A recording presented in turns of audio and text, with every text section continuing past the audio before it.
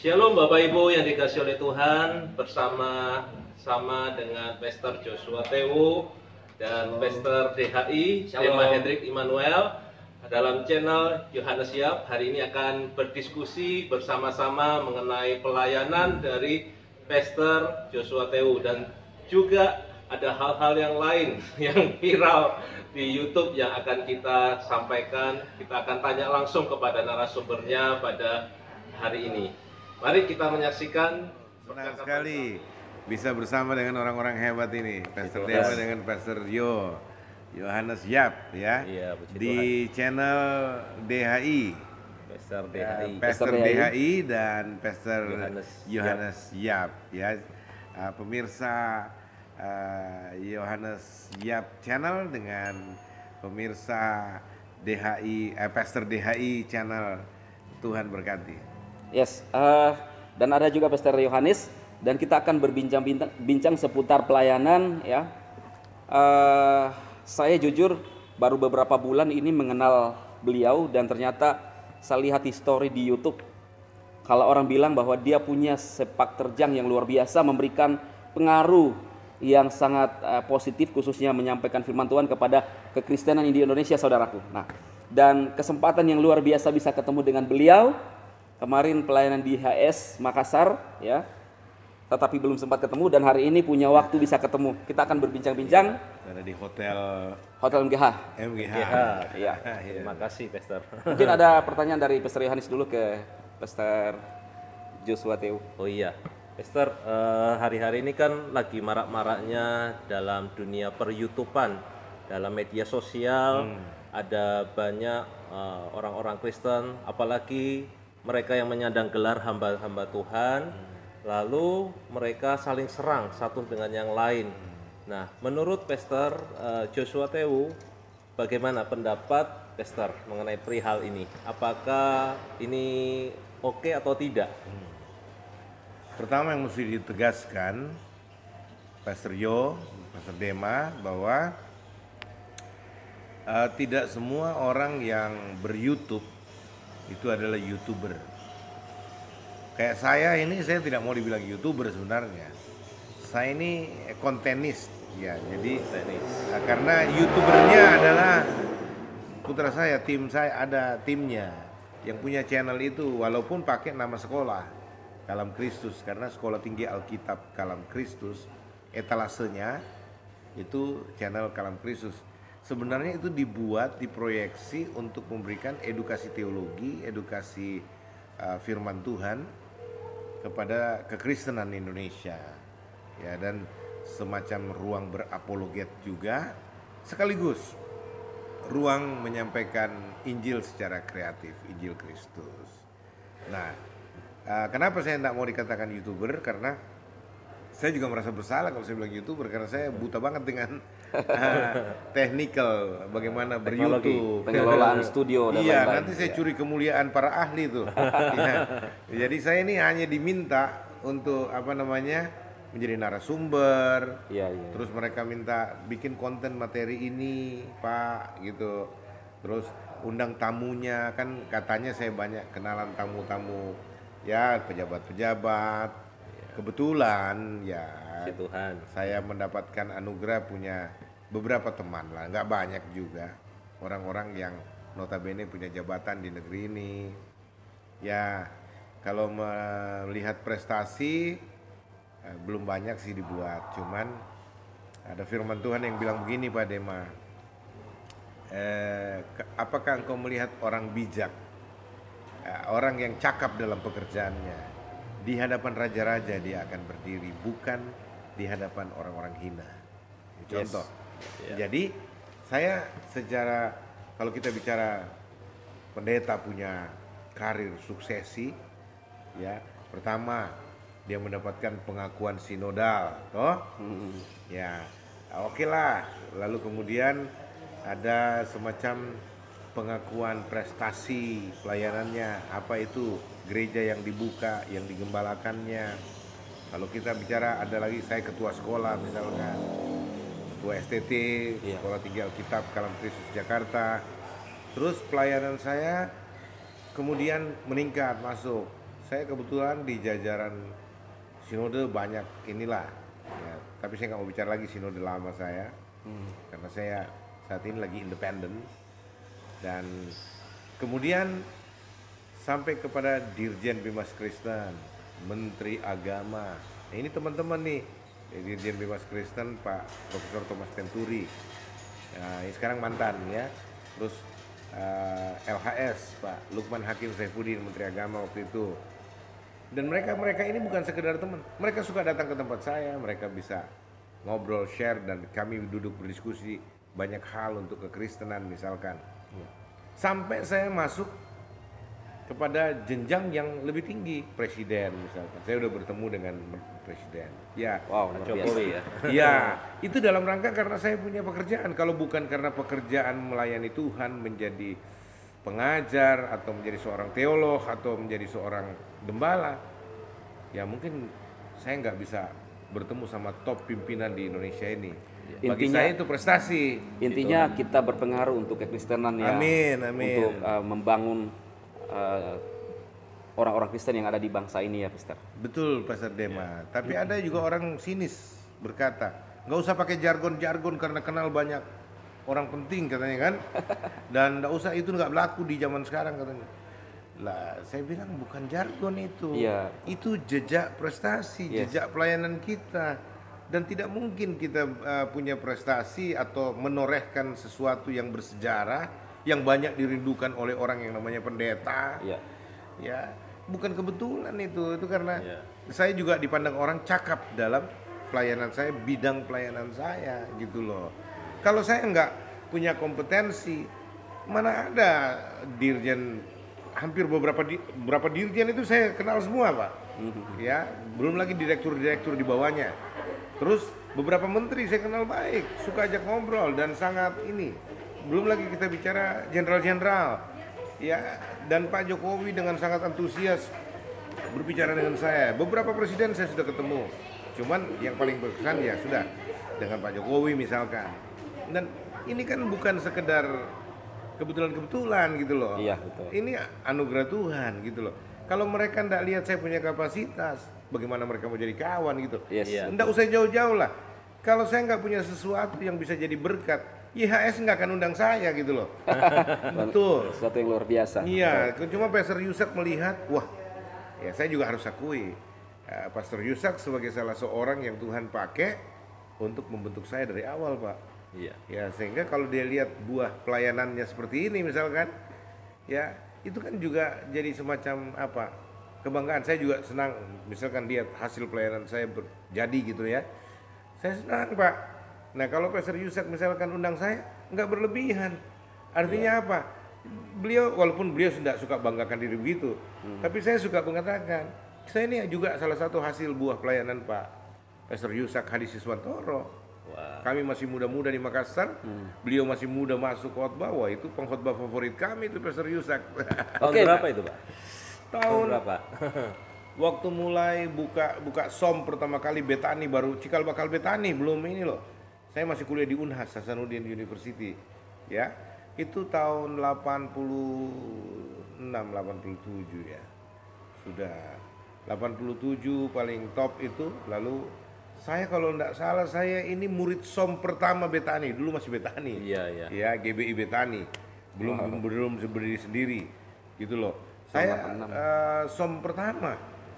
Nah, baru itu ya kemudian saya lanjutkan lah ya, untuk itu. Jadi semua materi somanya sampai sekarang masih saya pegang itu. Iya, iya. Ya, salvation, Holy Spirit, Spirit, divine healing and blessing, Second coming. second coming, family altar 1, altar 2. Oh, saya kuasai nih. Iya, iya. Dan saya paling favorit sekali pengajarannya Pastor Yusak Hadi Siswantoro.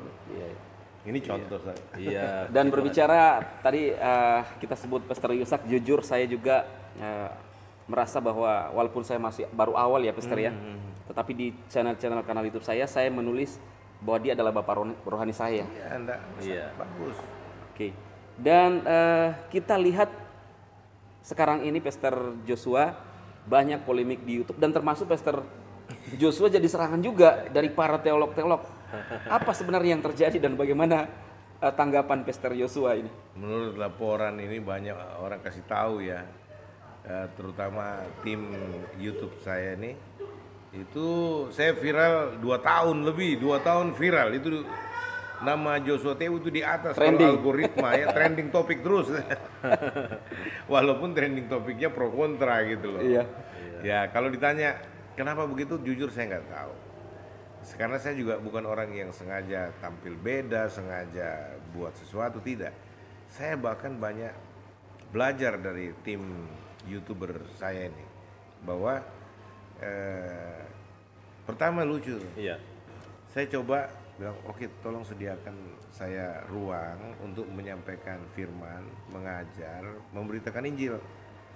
Terus waktu mereka lihat cara saya khotbah, seperti khotbah di gereja, ya khotbah tradisional gereja, artinya mindahkan mimbar dari gereja ke YouTube. Nggak ada yang nonton, Pak, katanya. Itu ya. Kalau khotbah kayak gini nggak ada yang nonton, Pak. Ya. Iya, iya. Terus gimana khotbahnya gimana? Khotbahnya mesti padat, nggak bertele-tele. Saya bilang, dalam hati saya tersinggung ini. Ketersinggungan profesi kan. Lu Iya. anak kemarin nggak sekolah mau ajarin saya. Ada ego muncul ini. Iya, tapi mereka orang-orang yang ahli memang melihat algoritma YouTube bagaimana, apa rekam jejak, terus kebiasaan-kebiasaan. Iya, namanya algoritma ya. Analitik. Yang kalau saya lihat gitu. Jadi mereka kasih tahu, oke lah, materinya bagus, tapi harus dikemas dengan bahasa YouTube, konsumsi YouTube. Ya, sampai kepada peralatan tuh kan. Supaya karena gini, YouTube menilai lebih orang yang punya usaha lebih. Iya, betul. Kata mereka ya. Oh, Ya, jadi kalau cuma sekedar handphone atau apa, mereka nggak terlalu ini. Tapi coba lihat, biar sedikit tidak terlalu banyak penonton kita, tapi berkualitas materinya, sajiannya. Ya, misalkan tampilannya dia punya kamera, gambarnya bagus, audionya bagus, ya apalagi materinya bagus, itu poinnya tinggi. Ya, termasuk kalau kita bicara monetisasinya. Iya. Iya. Itu saya dikasih tahu begitu. Tapi kan saya orang nggak Masukan yang tahu baik. banget yang masalah begitu, Pastor Iya, Yo. iya. Makanya saya bilang, ya udah terserah kalian bagaimana lah. Ya, saya coba biayai, ya saya coba modalin mereka. Ya, oke, sediakan peralatannya. Ini gini. Oke, terus materinya, materi yang repot. Ya, jadi jangan pindahkan mimbar gereja ke YouTube. Nggak laku, mesti buat mimbar baru. Iya. Ngerti maksudnya Iya, kan? iya. Ya, sejak itulah saya minta bantu mereka, coba temukan judul-judul bagaimana. Ini yang saya mau bawa materinya. Kalau solo, kalau sendirian. Iya. Ya, akhirnya mereka bikin beberapa kali, saya mulai nangkep. Oh, begini. Berarti ada tim konseptornya sendiri. Ada Wah, luar tim biasa. konseptor saya. Dan mereka akan perhatikan, kalau saya sendiri penonton misalkan paling tinggi dalam 1 minggu itu 15.000. Tapi kalau saya berdua gitu, apalagi sifatnya dialog, debat, wah itu retensinya dan penontonnya jauh lebih tinggi. Sampai ratusan ribu. Ya, ratusan ribu misalkan. Terus model debat saya kayak Egy Sujana misalkan, ya Prof. Egy Sujana itu sampai sekarang hampir 2 juta ya, 1.800.000 lebih misalkan. Nah, mereka kan pelajari semua itu, lihat gitu loh. Tapi kan itu urusan mereka. Iya. Urusan saya bagaimana menyampaikan kebenaran. Dan ternyata kebenaran yang dengan tulus, bukan dengan maksud mengejar viewer atau mengejar apa subscriber. Saya bahkan hampir tidak pernah minta. Kalau perhatikan di Kalam Kristus itu nggak pernah saya bilang, sebelum lanjut tolong kasih like, tolong kasih komen atau subscriber. Hampir nggak pernah di channel saya, kecuali di channel ini saya bilang jangan lupa ya, kasih begini channelnya Sama juga, DHI. jarang minta juga Jarang subscribe. juga ya. Tapi kalau penonton itu dia diberkati, dia senang, ya dia pasti Iya. melakukan like dan subscribe itu otomatis nggak usah diminta. Spontan aja. Gitu loh. Iya. Itu contoh. Jadi di situ saya belajar Pastor Dema, Pastor Jo. Artinya channel kita betul-betul memberkati Iya. audiens. Itu dia. Iya. Nah, itu yang saya bilang tadi. Karena saya tulus menyampaikan kebenaran, lalu kemudian jadi polemik, ya. Apalagi ada kasus tertentu orang goreng-goreng, kaitkan sana, kaitkan sini kan. Nah itu kan saya nggak sengaja.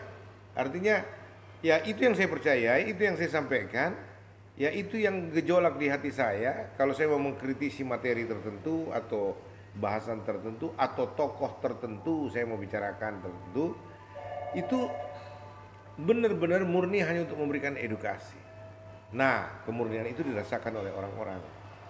Tapi tetap saja yang namanya media sosial apalagi YouTube ini kan hutan rimba belantara, pertarungan segala macam, para teolog, para pemangsa teologi ini kan namanya ini.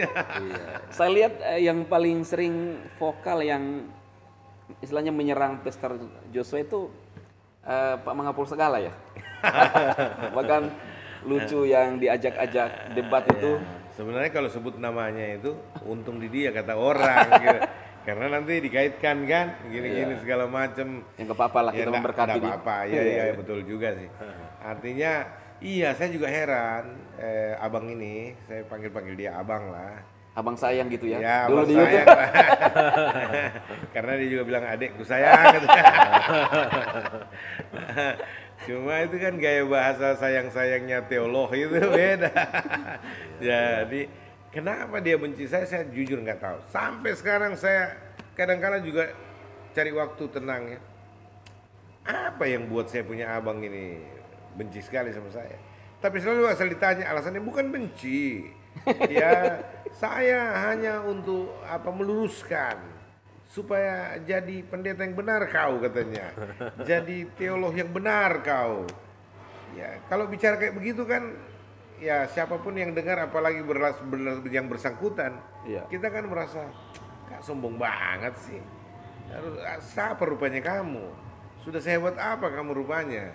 Apa prestasi yang kau sudah torehkan? Kalau mau bicara prestasi, kalau mau bicara buah pelayanan, walaupun dia secara umur lebih tua, saya lebih banyak menorehkan prestasi di bangsa ini istilahnya. Ada banyak karya saya, kontribusi saya buat negara.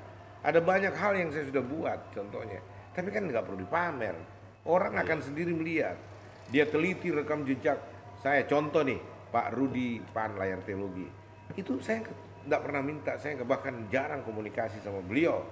Kecuali pernah hal tertentu saya minta tolong dengan segala kerendahan hati, minta ganti thumbnail YouTube-nya. Karena thumbnail yang dia buat itu mengusik anak perempuan saya, keluarga saya. Karena ada thumbnail yang dulu agak vulgar sekali. Waktu saya habis ribut sama ribut teologis ya sama Mangapul Segala dan Ustadz Suma di Makassar ini, Zulkifli Muhammad Abbas. Ya, 3,5 jam saya bicara dalam retensi suara yang tinggi sekali. Yang itu saya nggak tahu itu 3,5 jam rupanya menurut perhitungan Pak Rudi Layar Teologi. Nah, dia sampai tergelitik bangun satu judul Joshua Tewu kuat nge-seks, punya tenaga kuda, kuat nge-seks 3,5 jam gitu. Wah, ekstrim. Ya. Judulnya itu ekstrim. Kan kuat nge-seks itu jadi pikiran orang itu jadi dan negatif. Iya, dan anak saya dikirimkan banyak oleh teman-temannya. Kok bapak lu gini, apa benar gini kok gini apa segala macam. Dia terganggu, dia bilang, "Pap, ini gimana, Pap? Papi nggak komplain.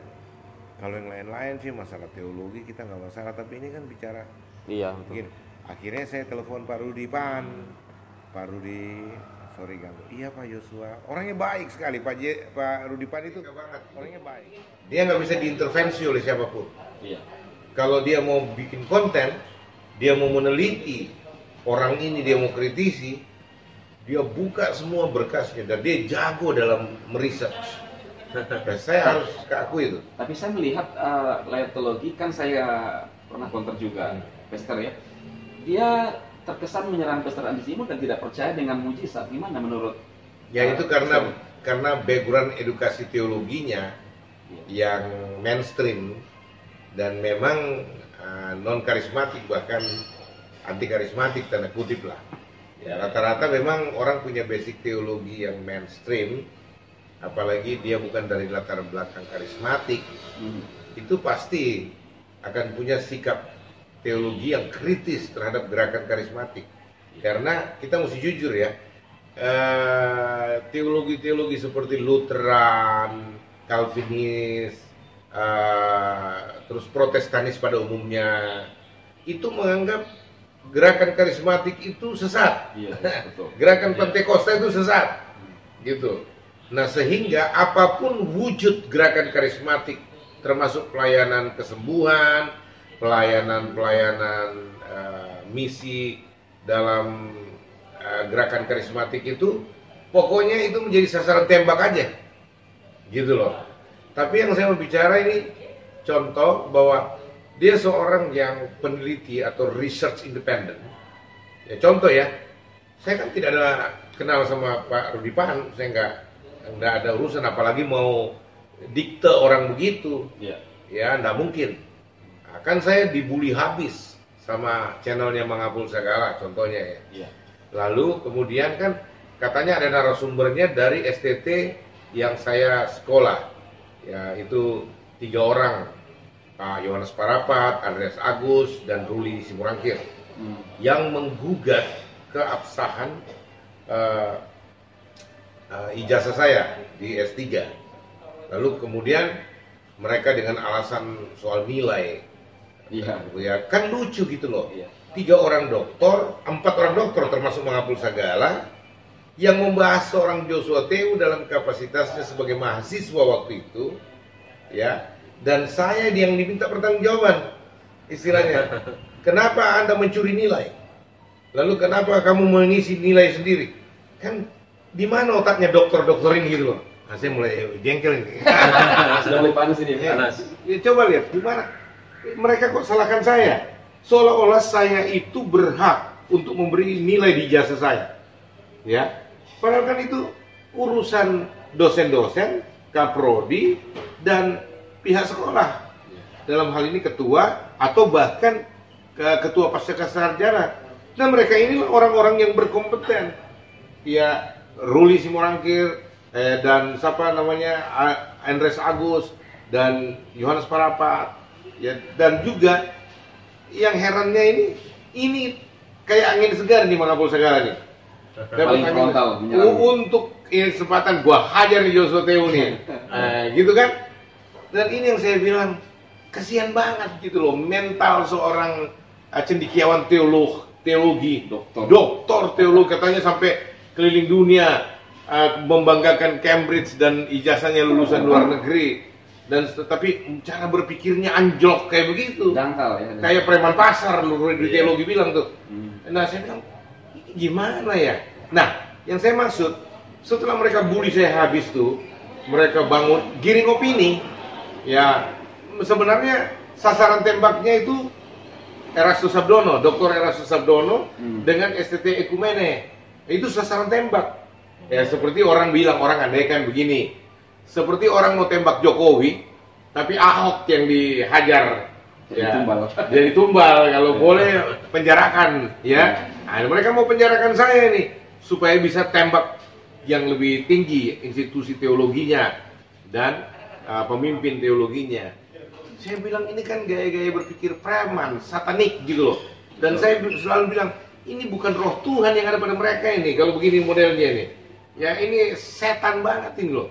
Antek-antek setan mereka ini. Ya saya nggak pusing kalau bicara di media sosial kayak begini, karena apa?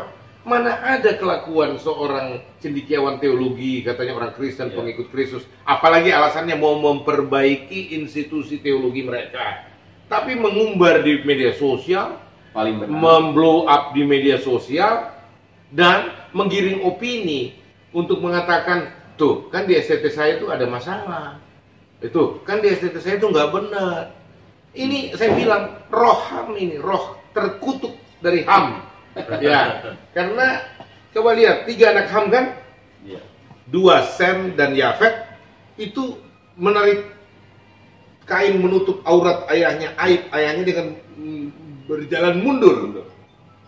Sedangkan Ham melihat aurat ayahnya, nontonin, lalu expose, viralkan, ceritakan.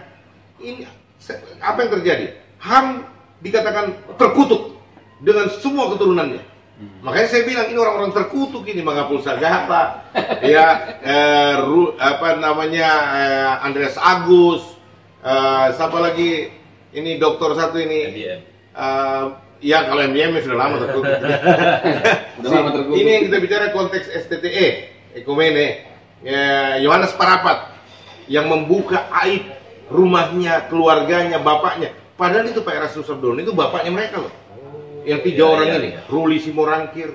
Nah, kalau tuh bapakmu punya aib, punya salah, jangan diekspos, nggak boleh, itu hukumnya kita bilang terkutuk. Apalagi orang Nah, Kristen. apalagi tidak bersalah misalkan.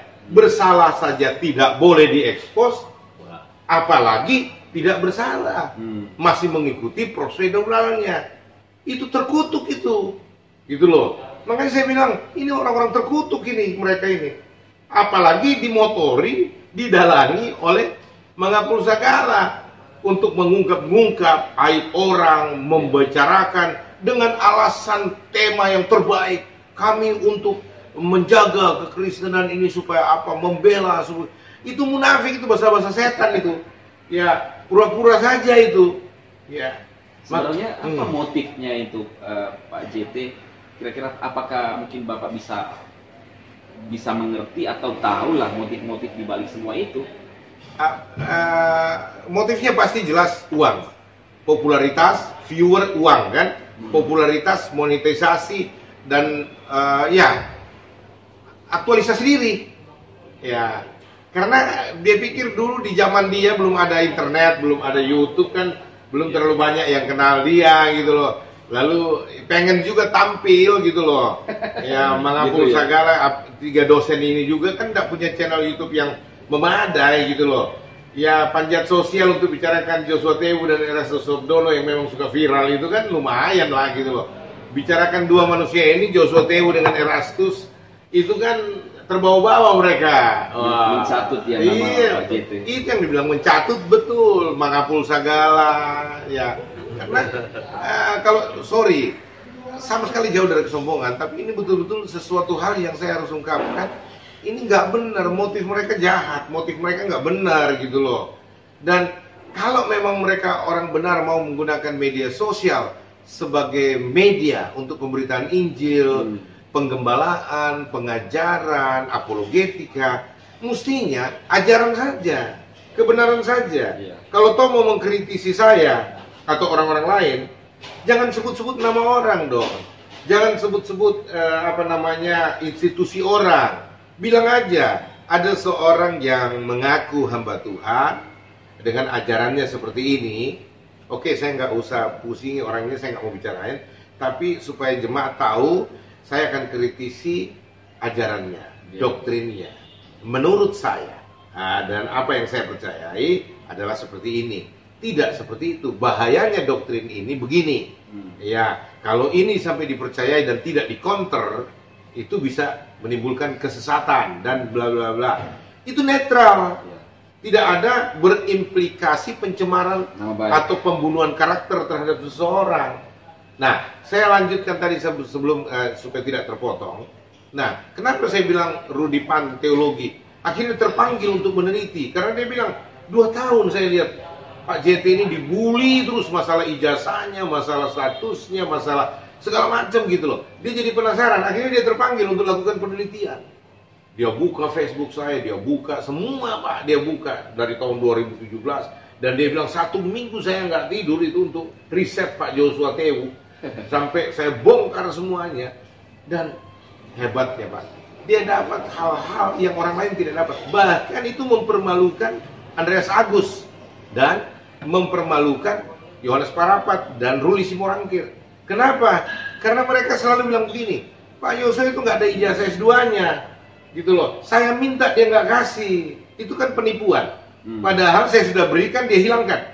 Dan pernah dia hilangkan saya punya berkas itu. Itu saksinya orang administrasi sekolah Pak, dan ada sekretarisnya yang juga sudah keluar dari dia. Nah itu sudah ada. Dan kenapa istilahnya gini? Kalau saya punya argumentasi nggak benar, kenapa Rudi layar teologi bisa dapat berkas saya dari STT? Kalau memang tidak ada, Iya. ya lucu kan? Saya nggak kasih sama Rudi, ya tapi Rudi dapat dari sumber STTE. Berkas saya ada di situ, semua lengkap berkas saya di situ. Dia teliti sendiri. Dia teliti sendiri, bahkan 2 transkrip saya untuk dibandingkan transkrip dari STT Ekumene yang lama dan STT Ekumene yang baru, itu dia persandingkan. Itu contohnya. Saya sendiri aja belum terima yang transkrip yang dan ijazah karena masalah pandemi ini, dan terus saya nggak terlalu membutuhkan kok. Iya. Ya, saya nggak pakai melamar kerja itu. Ya, saya nggak pakai ijazah saya untuk memenangkan jiwa. Jauh sebelum saya punya segala ijazah, saya dengan semangat cinta Tuhan, cinta mula-mula, saya menangkan jiwa-jiwa untuk Kristus. Saya melayani. Ya, kalau istilahnya SIM, ya, saya duluan tahu bawa motor, baru saya ambil SIM. Saya duluan jago bawa mobil, baru saya ambil SIM. Gitu loh. Polisi aja nggak bisa kejar-kejaran sama saya kalau jalan. Ini contoh ya. Jadi apa sih? Dan kecuali saya memanipulasi ijazah. Toh kalau saya mau melamar ke sana kemari, saya mau kerja atau saya mau mengembangkan studi dan sebagainya, nggak ada masalah. Saya sah dengan semua aturan dan peraturan yang berlaku. Saya terayomi dengan keabsahan legalitas ijazah saya misalkan.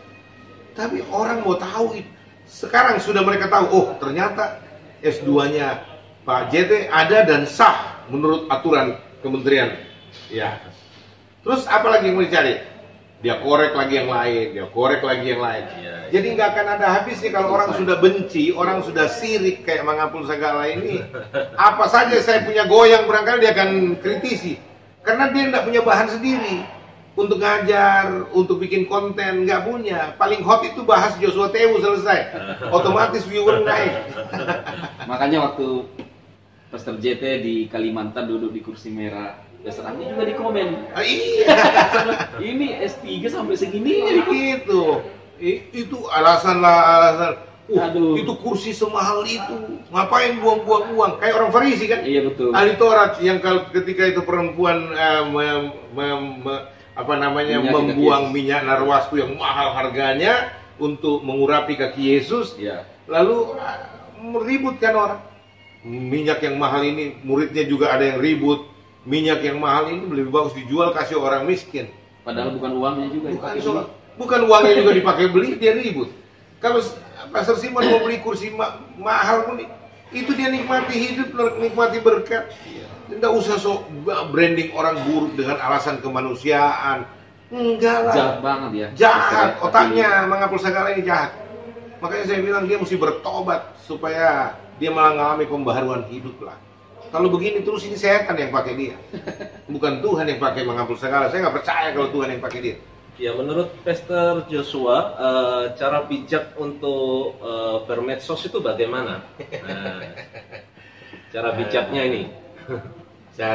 Cara bijak ya. Iya. Kalau kita bicara cara bijak itu berarti kita ada di tengah-tengah situasi yang sulit. Ya toh, dibutuhkan bijaksana supaya kita tetap benar dalam berbicara, kita tetap ada di koridor. Ya. Pokoknya cara benar bermedsos itu jangan sampai melanggar hukum. Jangan sampai melanggar hukum. Iya, termasuk hukum ITE. Seperti yang dilakukan oleh Patrick Smith. Iya. Nah, misalkan, dan banyak yang lain. Ini saya belum adukan aja nih. Saya sebenarnya sudah memenuhi unsur ini untuk mengadukan mereka berempat ini. Ya, pencemaran nama baik, perbuatan tidak menyenangkan dengan siaran-siaran mereka kan. Lalu kemudian penyebaran berita bohong. Ini 3 pasal minimal. Sudah kena mereka ini kalau saya laporkan polisi. Cuman saya masih tunggu aja dulu. Mudah-mudahan mereka insaf, tarik, hapus dia punya konten. Tapi kalau tidak, masih terus bahas-bahas, pasti saya lapor dan pasti mereka kena. Ya. Dan nanti orang bilang tidak punya kasih kalau tidak boleh. Ya, masa orang tua Mangapul Sagala sudah terancam mau dipolisikan, mau dipenjarakan, Anda tidak punya kasih. Nah, saya kasih kesempatan, memberi kesempatan orang sadar, insaf, bertobat dan memperbaiki kesalahannya, itu adalah kasih. Gitu loh. Jadi kalau cara bijaknya bagaimana? Ya, sejauh ini saya bermedsos, saya nggak melanggar hukum, saya nggak melanggar aturan ITE, dan kalau saya berbicara agak keras, cenderung orang bilang kasar, itu kontekstual. Artinya saya sedang bereaksi dan merespon sesuatu yang layak dilakukan seperti itu. Yang istilahnya Rudy Pan, layar teologi, menghadapi preman pasar, ya kayak Mangapul Sagala, kita nggak perlu bahasa santun karena dia nggak mengerti itu bahasa cendekiawan. Mesti keras. Contoh memang ya, saya agak keras dia ini, agak seru juga kalau kita mau bahas. Karena sampai dia bilang begini, tunjukkan kejantananmu. Ya, saya bilang untuk apa aku tunjukkan? Gitu ya. Iya, Iya. Untuk apa saya tunjukkan kejantananku? Saya plesetkan. Mau kok isap bencong? itu dianggap pelecehan dan sebagainya. Loh, apa urusannya saya punya kejantanan kamu bawa-bawa gitu loh. Iya, contohnya seperti itu kan. Rudy Pan bahas itu sampai dia ketawa. Dia bilang, itu Pak Joshua sudah berhikmat itu dalam mengatakan hal itu. Pikiran Pak Mangapul tidak ke sana, tetapi kan Master ngerahnya ke sana. Bukan, saya memang sengaja untuk membuat dia apa namanya? Ini kan gaya bahasa berapologet, bahasa ini ya, betul. Membela diri sambil plak gitu loh. Betul. Masa kamu ini urusan apa? Kamu siapa? Saya harus bertanggung jawab sama kamu. Melaporkan segala macam ijazah saya, proses studi saya. Ente siapa? Menteri Agama bukan, Menteri Pendidikan bukan, Dirjen bukan. Anda siapa? Kita sama-sama ketua STT. Walaupun taruhlah STT-mu lebih besar, STT saya lebih kecil. Taruhlah kau lebih berkualitas dalam semua fasilitasmu. Itu kan cuma perbedaan fasilitas gitu loh. Tapi kita sama-sama statusnya. Dan ini yang paling mereka, saya pikir konyol sekali ketika tadi Pastor Joshua bilang bahwa kita kan harus bijak, jangan sampai kepleset dan kena pasal ITE. Iya. Nah, ini ketika mereka kena pasal ITE, mereka menggunakan bahasa-bahasa menuntut dengan kasih, padahal mereka terkena kasus pidana. Ya, munafik. Nah, lalu menuntut orang berbuat kasih, padahal itu jalannya memang kita terjerat kasus. Inilah yang mereka saya lihat, kok termasuk Pak MS itu kan menfitnah lagi Pastor Andi Simon dengan mengatakan gini. Pastor Andi Simon itu mengatakan, termasuk Pak JT, mempermasalahkan Tritunggal, lalu dia melanjutkan gini, jangan seperti ajaran Andi Simon yang menyuruh orang berdoa hanya dengan bahasa roh, bukan bahasa akal budi. Padahal Pastor Andi tidak pernah mengatakan seperti itu. Ya, nah itu satu plesetan yang jahat. Mereka tidak mengerti namanya aturan-aturan hukum yang ada di media sosial. Ya, contoh Mangapul segala nih. Rudy Pan sudah cerita layar teologi tentang ini semua. Pak Joshua sah gini ini, termasuk ijazahnya yang ditandatangani oleh Dirjen Odita Huta Barat. Dia plesetin apa?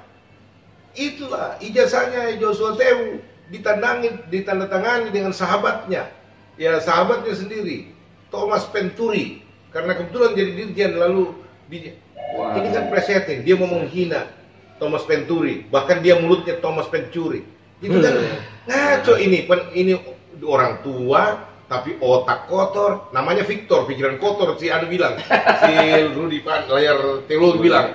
Nah, karena memang kotor otaknya. Sampai akhirnya waktu saya tegur masalah itu, dia bilang, sudah diralat, bego, katanya. Masih dikituin saya, sudah diralat katanya.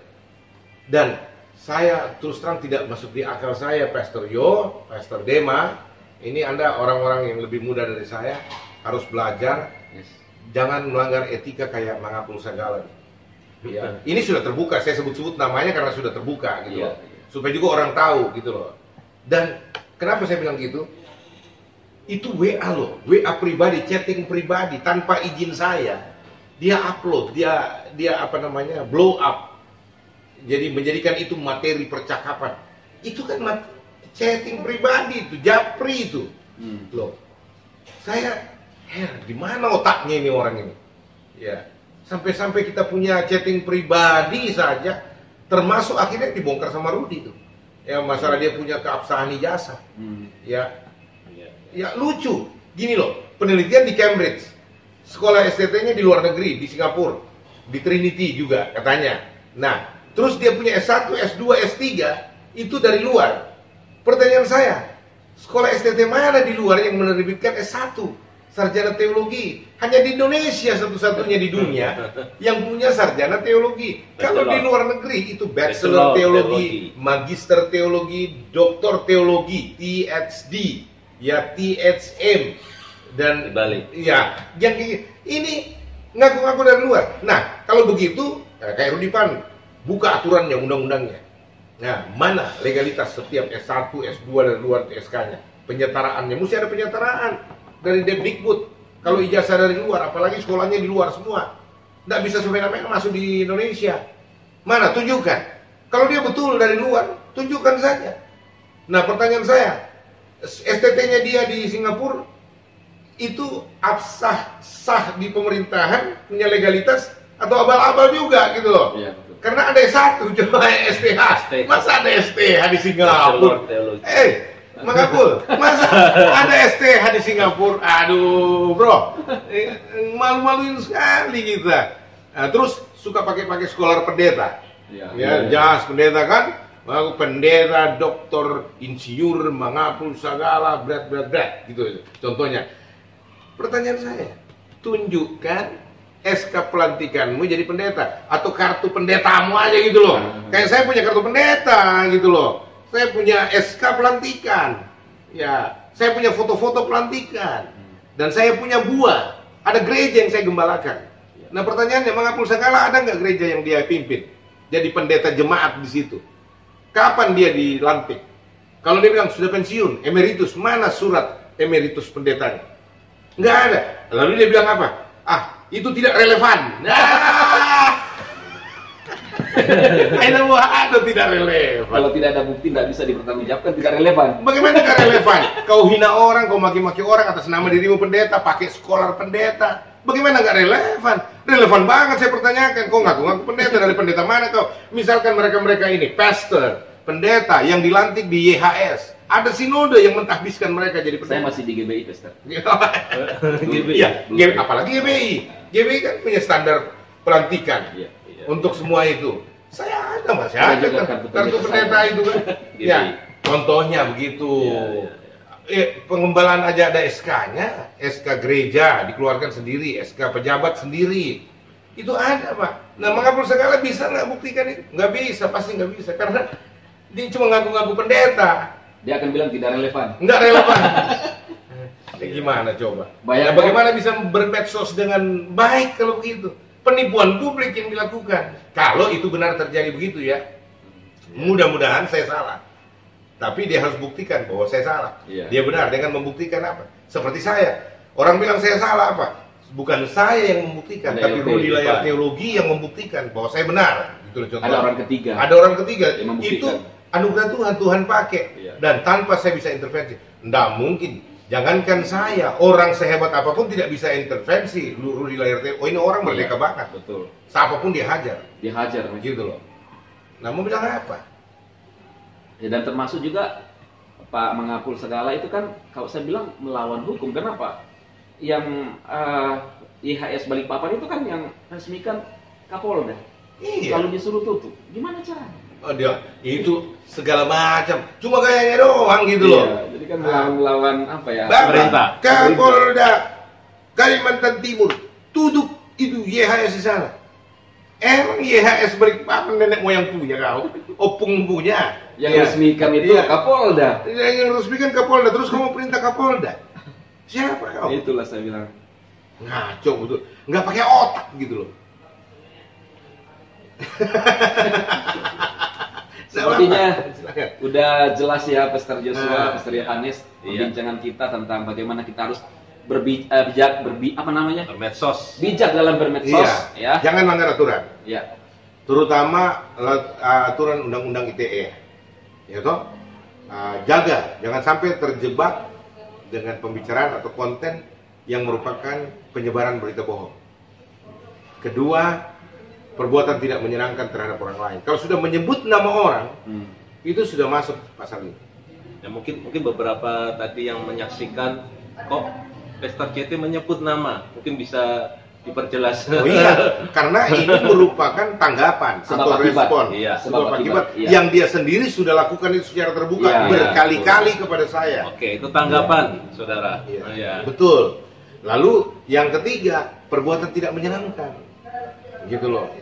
Nah, perbuatan tidak menyenangkan ini yaitu menghasut orang, menyebar kebencian untuk membenci Joshua Tewu, walaupun dengan alasan kebaikan untuk gini apa. Itu semua bullshit. Ya. Lalu beberapa hal yang saya tahu kalau bicara bermedsos itu, kita harus bijak dalam menggunakan kata-kata yang tidak membuat kita terjebak dengan perkataan kita sendiri. Ya, saya keras dengan saudara-saudara Islam, dengan mualaf-mualaf. Saya keras Pak, tapi nggak ada satupun mereka bisa gugat saya. Iya, betul. Kalau saya mau dipenjarakan lama karena saya melanggar ITE, udah lama Pak. Iya. Tapi nggak ada bukti. Termasuk kalau saya bilang, kalau kau tidak percaya Yesus, binasa, mampus kau, gitu loh. Keras kok. Tapi itu bukan tidak punya dasar saya berbicara begitu. Karena ada pertanyaan dari seorang ustadz muda yang tanda kutip melecehkan dan menantang. Kalau saya nggak percaya Yesus, saya menolak Alkitab. Apa yang Yesus bisa buat saya? Nah, saya bilang dalam hukum iman Kristen, cuma satu kata buat kau, mampus. Kalau mau diperiksa, wah mampus, berarti kau anggap hanya kau yang masuk, kau hina semuanya agama ini, tidak ada yang masuk surga selain Kristen.